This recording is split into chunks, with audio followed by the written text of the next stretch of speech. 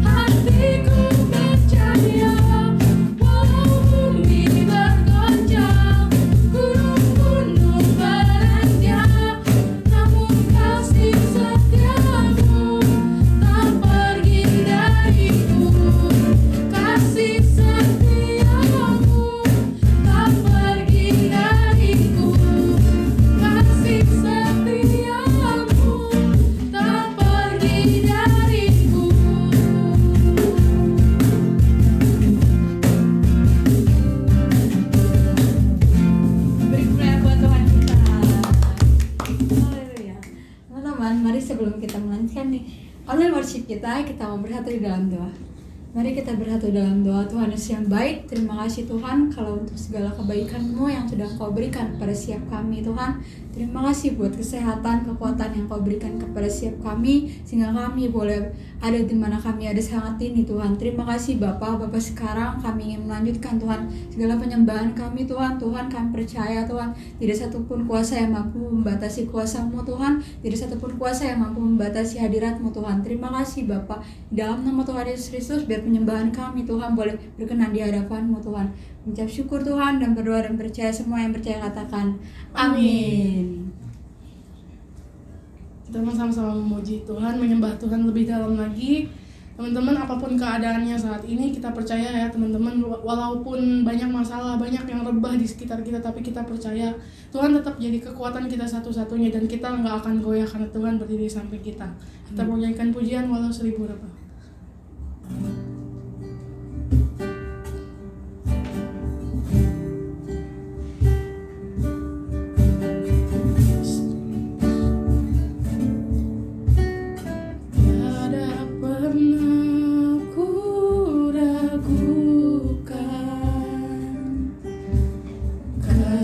Setiamu ya Tuhan,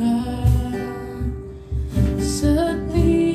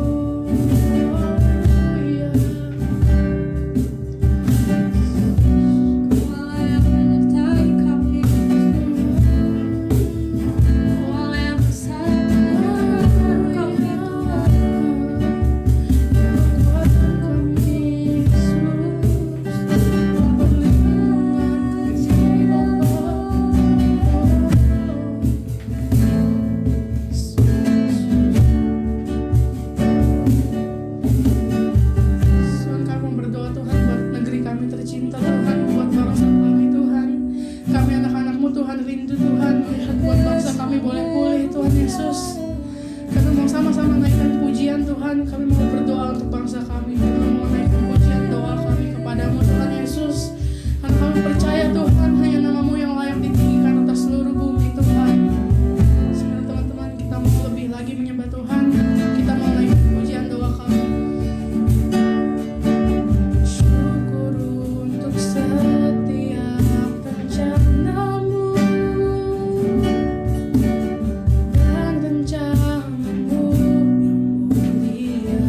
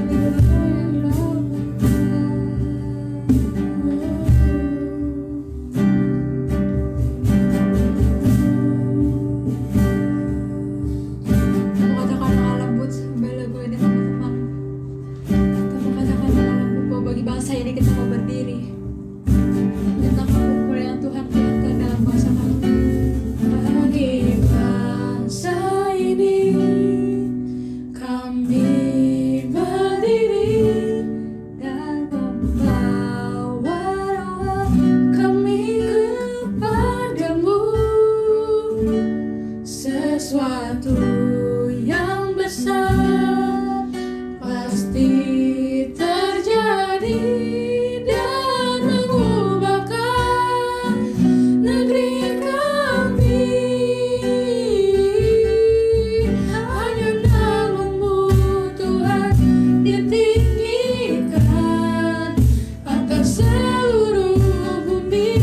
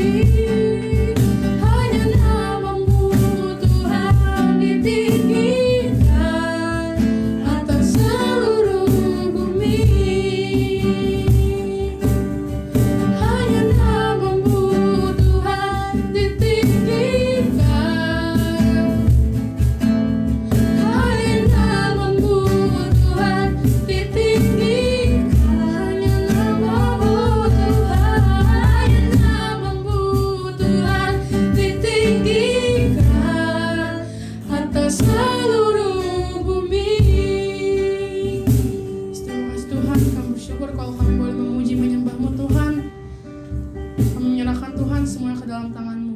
Haleluya, amin. Saudara yang kasih Tuhan, kembali kita mendengarkan sabda firman Tuhan. Hari ini, mari kita siapkan hati kita siapkan ruang hati kita untuk kita berdoa. Mari kita bersatu di dalam doa. Bapa yang kami kenal, di dalam nama Tuhan Yesus, hari ini kami mau Tuhan, Kau berbicara melalui kami semua Tuhan. Apa yang menjadi isi hati-Mu, ungkapkan Tuhan. Biarlah melalui persekutuan hari ini, streaming hari ini Tuhan, kami percaya ada berkat yang tersembunyi, ada berkat yang Engkau sudah siapkan buat kami semua Tuhan. Roh Kudus, pakai hamba-Mu ini yang tidak ada apa-apanya Tuhan. Biarlah Engkau saja yang mengungkapkan isi hati-Mu Tuhan melalui hamba-Mu ini Tuhan. Berbicaralah Tuhan, kami siap menerima berkat yang daripada Engkau. Dalam nama Tuhan Yesus kami berdoa dan kami mengucap syukur. Haleluya. Sama-sama kita katakan amin. Adik-adik, kita kembali mendengarkan sabda firman Tuhan. Hari ini saya beri judul doa yang penuh dengan kuasa. Doa yang penuh kuasa. Ada orang bilang doa itu adalah nafas kehidupan orang Kristen, nafas kehidupan orang percaya. Bahkan ada yang bilang juga doa adalah kekuatan, daya dari seseorang. Jadi kalau doa itu adalah nafas, kalau kita berhenti berdoa berarti kita berhenti bernafas. Kalau kita berhenti berdoa berarti kita gak punya kekuatan, kita gak punya daya untuk kekuatan kita. Karena doa adalah kekuatan. Tanpa doa kita gak ada kekuatan. Tanpa doa kita tidak bisa bernafas.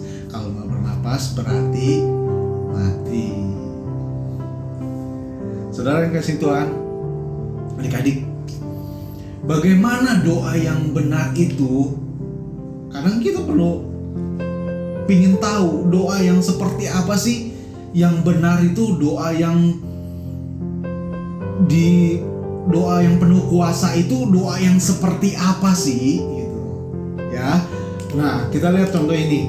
Doa yang seperti doa dengan rendah hati kita berdoa. Kita berdoa menaikkan setiap doa kita dengan rendah hati. Kita buka firman Tuhan di dalam Lukas 18 ayat 14. Lukas 18 ayat 14. Firman Tuhan berkata seperti ini. Aku berkata kepadamu, orang ini pulang ke rumahnya sebagai orang yang dibenarkan Allah, dan orang lain itu tidak. Sebab barang siapa meninggikan diri, ia akan direndahkan, dan barang siapa merendahkan diri, ia akan ditinggikan. Doa yang berkuasa itu doa yang dengan rendah hati. Kemudian doa yang berkuasa itu doa yang dengan iman. Markus 11 ayat 24. Kita akan banyak baca firman Tuhan hari ini. Markus 11 ayat 24. Firman Tuhan berkata, "Karena itu aku berkata kepadamu, apa saja yang kamu minta dan doakan, percayalah bahwa kamu telah menerimanya, maka hal itu akan diberikan kepadamu." Doa yang dengan iman. Lalu doa yang seperti apa sih yang berkuasa? Doa orang-orang benar dengan keyakinan penuh dia panjatkan. Yakobus 5 ayat 16. Firman Tuhan berkata, "Tetapi sekarang kamu memegahkan diri dan congkakmu, dan semua kemegahan yang demikian adalah salah."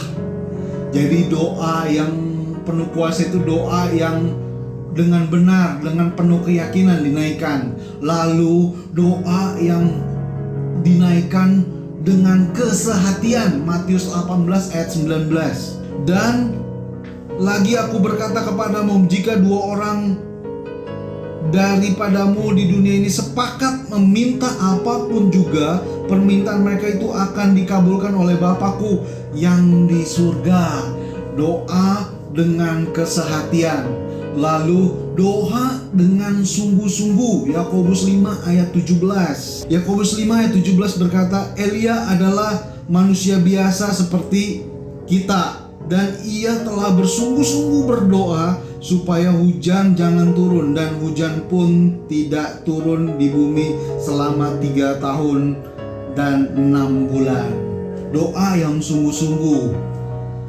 Pertanyaannya, apakah dari kesemuanya ini salah? Tidak. Doa dengan kerendahan hati adalah benar. Doa dengan iman adalah benar. Doa dengan keyakinan adalah benar. Doa dengan kesehatian lebih benar. Doa dengan sungguh-sungguh juga benar. Lalu apa sih doa yang penuh kuasa itu? Ingat, setiap permohonan doa kita haruslah didasari dengan Tuhan mau mengerti. Kita harus mengerti kehendaknya Tuhan. Semua tadi doa kita panjatkan, tapi terkadang kok nggak dapet ya? Kok Tuhan nggak jawab ya? Kita udah berdoa dengan sekerendahan hati kita. Kita udah berdoa dengan iman kita. Bahkan kita udah berdoa dengan satu keyakinan kita, dengan kesehatian kita, dengan sungguh-sungguh. Tapi kok nggak dijawab ya doa kita ya? Banyak orang berpikiran seperti itu. Tapi ingat, doa yang penuh kuasa, doa yang penuh kuasa itu adalah ketika kita menaikkan doa itu kita butuh mengerti yang namanya kehendak Tuhan. Yang namanya kehendak Tuhan itu apa sih? Yang namanya kehendak Tuhan adalah mengenal Bapa sebagai sumber. Kita tahu kalau di dalam kehidupan rumah tangga, seorang bapak itu, seorang kepala keluarga itu dinamakan sumber kepala keluarga. Kalau sumbernya benar, ke bawahnya pasti benar. Itu saya camkan benar kepada semua pria-pria yang sejati Allah di gereja CWS. Pokoknya kalau kepalanya benar, semuanya pasti akan benar, buntutnya pasti akan ngikut. Tetapi kalau kepalanya salah, semuanya pasti akan salah, akan berantakan. Sumber berbicara tentang pusat. Allah sumber pusat kita, sumber kekuatan kita. Tuhan mengerti Karena kita butuh mengerti Tuhan yang kita kehendaki, kita harus mengenal Bapa kita tuh sebagai sumber dari segalanya. Dialah Allah yang mencukupi. Dialah Allah yang Jehovah Rafa, Jehovah Jireh, Allah yang benar-benar kita sembah, dan Allah yang benar-benar sebagai sumber kehidupan kita. Lalu yang mengerti kehendak Tuhan tuh seperti apa lagi sih? Mengerti kehendak Tuhan yaitu Tuhan, jadikan Tuhan itu yang memberikan hal-hal tidak yang buruk buat kita. Kalau nyawanya saja Dia berikan buat kita, apalagi yang harus Dia berikan buat kita? Hal yang buruk kan? Terkadang kita sebagai manusia berpikir, kok Tuhan tidak adil ya berikan saya seperti ini. Tuhan tidak adil ya memberikan cobaan masalah seperti ini. Kita berpikir Tuhan tuh gak adil. Tuhan tuh memberikan yang buruk buat kita. Saudara keliru, adik-adik keliru dalam hal ini. Karena Tuhan sesungguhnya tidak akan memberikan yang buruk kepada kita semua. Kalau ada pun masalah, ingat, Tuhan tidak pernah berikan yang terburuk. Tuhan bilang apa? Rancanganku bukanlah rancanganmu. Jadi ketika Tuhan berikan masalah, ketika Tuhan berikan cobaan yang menurut kita itu buruk, pada kenyataannya tidak. Ingat sekali lagi, Tuhan bilang rancanganku bukanlah rancanganmu, tapi rancanganku adalah rancangan damai sejahtera yang kuberikan kepadamu. Ingat, Tuhan selalu berikan hal yang baik buat kita. Hanya kita sajalah yang berprasangka kalau Tuhan memberikan yang buruk buat kita. Sekali lagi, kalau ada masalah, kalau ada cobaan, mari kita buka paradigma kita. Kita berpusat kepada Tuhan, kita berdoa, lalu bilang sama Tuhan, Tuhan, rancanganmu bukanlah rancanganku, tapi biarlah kehendakmu yang jadi. Lalu yang ketiga adalah gimana sih caranya kita mengerti kehendak Tuhan? Tuhan tidak pernah berbuat salah.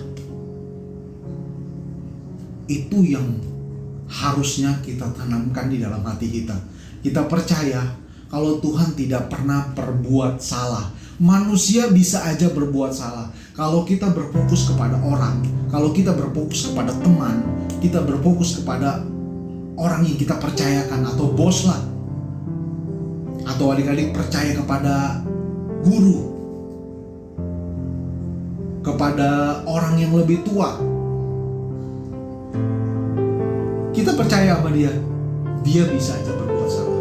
Manusia bisa mengecewakan, tapi Tuhan tidak. Tuhan tidak pernah berbuat salah. Hanya paradigma, kembali saya bilang, hanya paradigma kita yang harusnya dibukakan. Tuhan tidak pernah berbuat salah. Ketika manusia sajalah, ketika ada masalah, ada cobaan, ada pergumulan, lalu sesuatu terjadi, dia mulai bilang, kok Tuhan seperti ini? Tuhan salah. Saya maunya seperti ini. Kenapa Tuhan berikan seperti ini? Tuhan salah. Seringkali kita mempersalahkan Tuhan. Padahal sesuatunya tidak, sesungguhnya tidak. Kembali, kalau kita mau belajar mengerti kehendak Tuhan, kita mulai dengan mengenal Bapa sebagai sumber. Dan Tuhan tidak pernah memberikan yang buruk buat kita. Lalu yang ketiga, Tuhan tidak pernah berbuat salah. Kita buka firman Tuhan di dalam 1 Yohanes 14 ayat 5. Firman Tuhan berkata seperti ini, dan inilah keberanian percaya kita kepadanya, yaitu bahwa Ia mengabulkan doa kita jikalau kita meminta sesuatu kepadanya menurut kehendaknya. Sekali lagi saya katakan, dan inilah keberanian percaya kita kepadanya. Jadi ketika doa yang penuh kuasa itu kita panjatkan dengan iman, dengan keberanian, bahwa yakin Tuhan akan menjawabnya, lalu yaitu bahwa Ia mengabulkan doa kita jikalau, ingat, jikalau kita meminta sesuatu kepadanya menurut kehendaknya. Sekali lagi, menurut kehendaknya. Mari saudara-saudara, mari adik-adik, kalau kita berdoa, kita mau doa kita penuh kuasa, mari pegang ayat ini menjadi satu pedoman dalam hidup kita. Kita mau berdoa dengan penuh keberanian, dengan percaya, dengan iman. Lalu yang lebih utama, kita mau meminta kepada Tuhan menurut kehendaknya. Seperti yang tadi saya sudah bicarakan, apa sih yang menurut kita mengerti kehendak Tuhan itu? Yaitu mengenal Tuhan sebagai sumber, dan Tuhan tidak pernah salah dalam bertindak. Kemudian Tuhan tidak memberikan hal yang buruk buat kita. Firman Tuhan saya nggak panjangin, tapi dengarlah, ketika kita mau doa kita dijawab, biarlah kita pegang prinsip ini. Kita mau menjadikan Bapa sebagai sumber. Bapa tidak pernah memberikan yang buruk, dan Bapa tidak pernah berlaku salah. Saya mau akhiri khotbah saya dengan satu kesaksian. Belum lama ini anak saya Nathan kena sakit demam berdarah. Ada diisukan di Forest Garden, diisukan Nathan kena COVID Corona 19. Katanya kena corona. Itu kabar buruk. Saya padahal jelas-jelas saya pegang hasil tes darahnya. Kejadiannya seperti ini.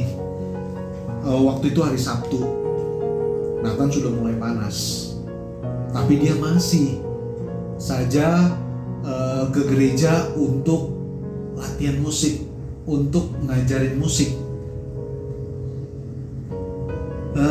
Kanita pun ngeliat dia tuh sambil tidur-tiduran. Sepertinya dia sudah mulai merasa badan dia sudah gak enak. Saya bilang, saya temuin Nathan, Tan kenapa? Panas badannya Pi. Saya pegang memang agak panas. Mungkin karena kekhawatiran saya, jadi saya ajak Nathan ke dokter. Pas Sabtunya itu malam, saya ajak ke dokter Anugrah. Ketika itu dokter bilang gak apa-apa, cuma radang di tenggorokan. Sampailah pada hari Minggunya dikasih obat. Di dokter di Sabtu tuh udah dikasih obat dengan harapan Minggunya dia bisa sembuh dan bisa ikut pelayanan. Sampai Minggunya dia masih ikut pelayanan yang pertama tuh, karena saya harus nemenin pembicara. Jadi saya temenin, saya lihat Nathan seperti biasa, tapi badannya makin panas. Saya mulai panik. Yang kedua, ibadah kedua, akhirnya ibadah kedua selesai, saya samperin dia di rumah, dia beristirahat, dia tidak ikut ibadah kedua. Saya pegang, tambah panas. Saya mulai panik. Saya bilang, ya udah kok, kita ke dokter lagi, dokter Mike. Ke dokter Mike, akhirnya kita ke dokter Mike. Sampai di dokter Mika juga pun bilangnya itu panasnya karena radang tenggorokan. Senin dia harus diperiksa darah. Saya bilang, oh ya udah nggak apa-apa. Akhirnya saya bilang sama datang ke dokter kan, akhirnya dokter minum obat dokter, panasnya mulai turun. Wah saya bersyukur, puji Tuhan lah. panasnya mulai turun. Itu kejadiannya malam. Besok paginya saya mau lihat turun besok paginya, tetapi siangnya mulai naik lagi. Jadi panasnya turun naik. Jadi mau nggak mau Selasanya saya bergegas diri untuk mengambil darah, tes darah. Ada tes darah. Ketika tes darah dapat hasilnya Selasa pagi. Pagi saya bawa ke dokter. Ke dokter saya bilang ini hasil labnya tes darah. Dokter bilang ini kamu harus hati-hati karena trombositnya udah mulai turun. Kalau tipes negatif, TBD-nya belum tahu karena trombositnya masih di atas 100. Normal kan 150, dia 136, 30. Berarti kalau masih di atas 100 tidak perlu khawatir. Tapi saya makin khawatir ketika sorenya dia mulai panas lagi. Saya bilang, wah ini nggak beres, jangan didiemin. Saya telepon istri saya, akhirnya kita bergegas ke rumah sakit Mayapada, temuin dokter Benyamin. Kemudian dia bilang, dites darah, di situ dites lagi darahnya, dan trombositnya sudah mulai turun. Nggak boleh ini lagi, apalagi ininya HD-nya. Nah ketika itu dia lihat, wah ini udah semakin turun, ini udah pasti. Dia bilang positif DBD, dia bilang gitu. Akhirnya saya tanya dokter, dok, apa keputusannya, apa yang harus saya lakukan? Dia bilang menginaplah di sini, di Opname, rawat inap. Tanpa pikir panjang, ya udah kami bergegas mendaftarkan diri untuk daftar pasien rawat inap. Di situ saya sudah hopeless juga, saya udah bingung juga. Kenapa? Karena begitu dicek rumah sakitnya, semua ruangan penuh, nggak ada ruangan satupun. Saya harus nunggu dari jam 5 sore sampai dengan jam 9 malam. Nathan sudah tiduran. Saya pikir dia harus masuk infusan. Kalau nggak sampai hari ini, dia pasti akan parah. Saya bilang sama susternya, saya bilang, bagaimana suster, ini kan pasien harus tetap di infus dulu karena takutnya dia akan lama menerima ini infusan, bisa lebih gawat kalau ini. Tetap susternya bilang karena penuh pak, saya nggak bisa memastikan. Jadi bapak boleh pulang dulu atau nanti kemari lagi. Loh, kalau boleh pulang dulu saya nggak bisa, saya bilang gitu. Anak saya perlu ini, kalau mau ke IGD dulu. Nah, disitulah saya berdoa sama istri saya bilang, Tuhan, dengan doa sungguh-sungguh ini, pokoknya dengan segenap hati saya berdoa sungguh-sungguh. Tuhan, minta Tuhan petunjuk daripada Engkau. Berdoa dari jam 8 belum juga ada kabar, jam 9 pun belum pasti. Jam 9 lewat seperempat masih ada, dia bilang masih belum pasti. Akhirnya sampai suster yang bertugas itu pulang, saya ditinggal, tapi masih ada suster gantiannya. Saya berdoa terus, Tuhan tolong, Tuhan tolong, Tuhan tolong. Akhirnya susternya jalan sendiri ke ruangan, terus langsung bilang, ya ini ada pak, tapi di kelas 2. Di kelas berapa aja masukin suster, saya bilang gitu, daripada nggak ada. Nah di sini kita belajar. Ketika saya berdoa sungguh-sungguh, saya berdoa dengan iman, dengan hati-hati, dengan segenap hati, dengan keyakinan saya, tuh kok Tuhan sepertinya nggak mau jawab gitu. Saya sampai sempat bilang, kok Tuhan nggak adil ya, Tuhan kok nggak jawab ya doa saya. Doa saya apakah penuh nggak kuasa? Wah, dengan nada sombong saya bilang, saya ini hamba Tuhan, jadi kalau berdoa pasti dijawab. Loh tidak seperti itu. Makanya saya berdoa sungguh-sungguh, Tuhan masih belum jawab.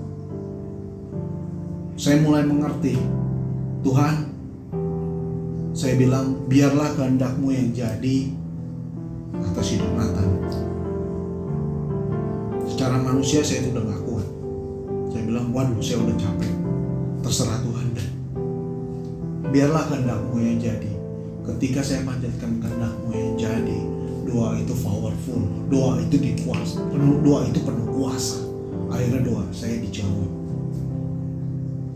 Yang Tuhan mau dalam hidup kita hanyalah ini. Ketika kita mengharapkan suatu doa yang penuh kuasa, kita harus berdoa. Kita harus mengerti kehendak Tuhan terlebih dahulu. Seperti yang tadi saya bilang, cara mengerti kehendak Tuhan yaitu menjadikan Tuhan sebagai sumber. Menjadikan Tuhan, ketika Tuhan melakukan sesuatu, Tuhan tidak pernah salah. Dan Tuhan tidak memberikan hal yang buruk. Demikian kesaksian saya. Biarlah Tuhan memberkati semua kita. Kita tutup di dalam doa. Bapa yang penuh kasih, kami berdoa dan kami mengucap syukur Bapa buat kebenaran firman-Mu hari ini Tuhan. Ketika kami mau memanjatkan setiap doa kami Tuhan, dan ketika kami mau doa kami itu penuh kuasa Tuhan, biarlah kami mulai mengerti apa kehendak-Mu dulu Tuhan. Karena kami tahu ketika kami mengerti kehendak-Mu Tuhan, maka doa kami itu doa yang powerful, doa yang akan dijawab oleh Tuhan. Terima kasih Bapa buat kebenaran firman-Mu. Biarkan anak-anak-Mu mengerti akan hal ini Tuhan, dan menjadi pedoman dalam kehidupan mereka Tuhan, di dalam masa depannya. Mereka akan senantiasa mengandalkan Engkau Tuhan, mengerti apa maksud dan tujuannya Engkau Tuhan. Kami berdoa buat anak-anak-Mu Tuhan, buat adik-adik yang mungkin dalam masalah Tuhan, yang sering berkata Tuhan gak adil di dalam masalah itu Tuhan. Tapi biarlah mereka akan mengerti setelah mendengar kebenaran firman-Mu ini Tuhan.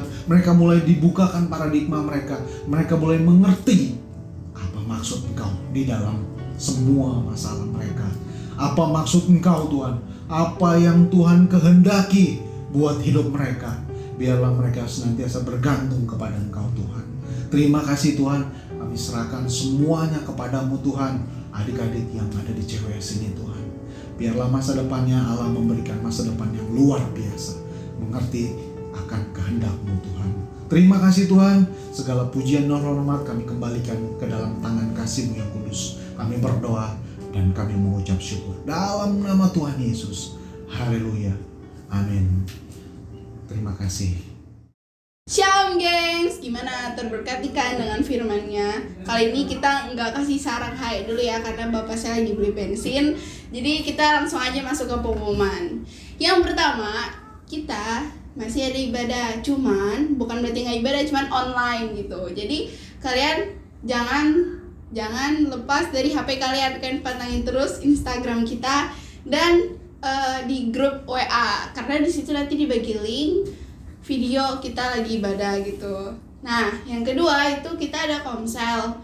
Karena nggak ibadah, jadi persembahannya kita kasih pas komsel. Nah, komselnya itu bukan di gereja, tapi di rumah Nathanael Timothy dan Elza Taranli. Nanti alamatnya diinfoin lebih lanjut. Nanti kalian kumpul di gereja dulu. Nah, udah tahu kalau misalnya jam 7.15 jangan datangnya ngaret-ngaret, oke? Oke, terus yang ketiga, kegiatan warehouse itu diliburkan dulu. Terima kasih teman-teman yang sudah dukung dan yang sudah ikut dalam acara ibadah online Youth CWS. Tetap pantengin kita terus dan jangan lupa selalu berdoa. Tuhan Yesus memberkati kita semua. Dadah!